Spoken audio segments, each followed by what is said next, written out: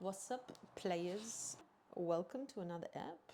We're gonna roll straight away on. I feel like every week it's the same thing. I just talk about things that I've been thinking about, which is becoming a bit of a theme. I'm going to mosey on into how my observations are telling me that dating culture is definitely in a moment of transition. If we're talking like dating apps, I just feel like if you're meant to meet someone, you just will cross paths. I feel like there's so much urgency culture around meeting someone, and we're in an era of pretty instant dopamine and being able to reach for your phone and just basically tuning out of what's going on in your heart, mind, and body, and all that jazz. And that's kind of a scary thing. So that transfers through to dating, I think. And you know, there's lovely men and women around, and I'm surrounded by them, and I have just beautiful interactions on the daily, and they're definitely there, which is another really good one to rewire in your mind. Like, if you're in that mentality where you're just like, there's only shit around me, I only have negative interactions, and it's like everything pisses you off more and more. I heard one time that human experience teaches you about spiritual laws, and I find that to just be such an interesting kind of thing to ponder on. Yeah, I don't know, it feels very interconnected to me. Back to this modern culture and dating, it's interesting because a lot of people are operating out of fear, me included sometimes, and we're all carrying our past and present baggage and maybe even future baggage if we're not careful, or if the load doesn't feel heavy enough. It's like we're all worrying about what happened with our past partner and we don't want it to happen in our future, and we're projecting that guy onto this current guy, and you know, everyone's wigging, and then you times that by 2 and it's just 2 people just being like, meh. So I feel like it takes quite some time to train yourself out of being into that hot and cold kind of nature. But once you do, it's quite lovely, and then you can kind of just notice yourself being attracted to it and just not act on it. That's my favorite. The dismissive avoidant type is people who kind of avoid conflict and avoid hard conversations, and you ask them questions, they just turn their back on you. You know, you just pretty much just get ignored by them, and it's tough on the morale when all you want to do is open up a dialogue. So it's like you can't really look at the attachment styles and think like any of them are better than the other, because we're all operating from those earlier years and the things our parents did and the things our parents didn't do, basically. A different strain of avoidant, which is somebody who desires really close relationships but is also really fucking scared of them. So their nature can be a little bit unpredictable. And this is funny because I feel like we all ebb and flow into different ones with different people, and some people really spark up our anxious one or really spark up our avoidant tendencies. And then there's the anxious attachment, which is they crave intimacy and can be really demanding in relationships. So they often need reassurance and can be really insecure. I think for the really independent, that can be one that can have a repelling effect. So again, we're all aiming for the secure. I think if we all put in a little bit of time and energy as we date to just challenge ourselves to be more open and consistent, it could be really cool for the dating world.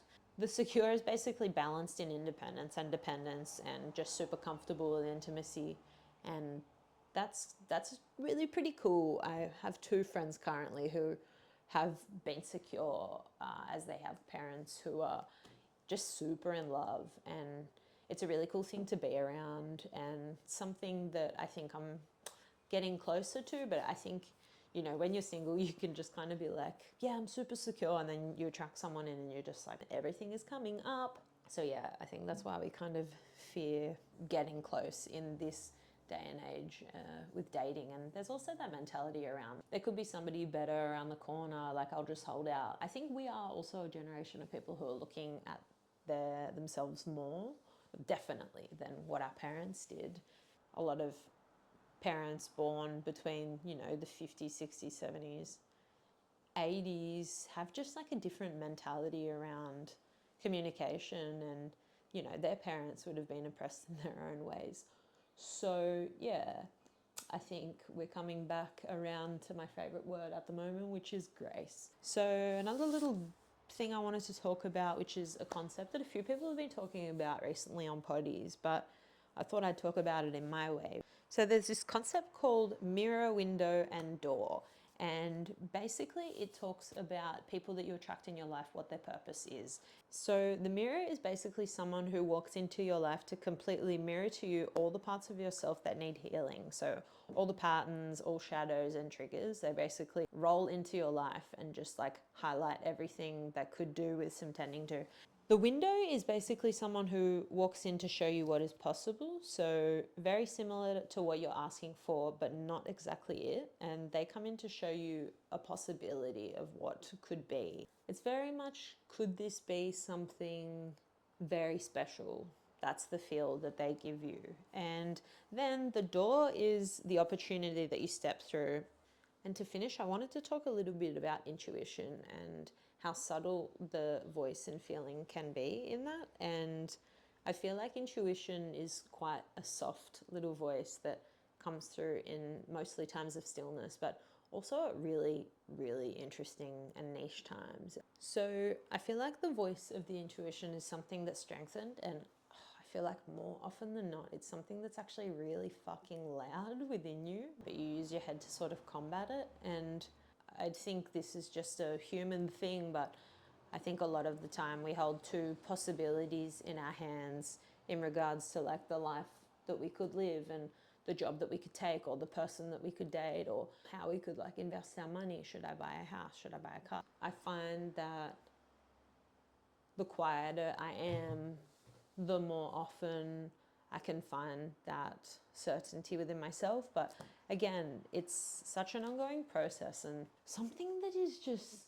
quite tricky is leaving things just to be the way they want to be. And recently I've been noticing a pretty common sort of thread across a lot of people, which is a lot of people dedicating themselves to just being in that surrender. So it's like every time anything just happens, whether it's positive or painful, if you can do something about it, do something about it. But yeah, if you can't do anything about it, you're gonna have to like adapt, you know, move forward.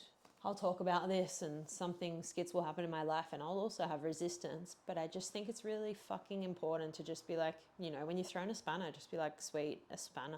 What's this new kind of path? And again, I'm not trying to be like, this is the way to live life, but it's definitely a lighter way to move through life because, you know, things are going to happen throughout life that are going to be challenging and they're gonna be really fucking uncomfortable, but you can't really stop those things from happening. Probably best to just live it day by day. I've been thinking.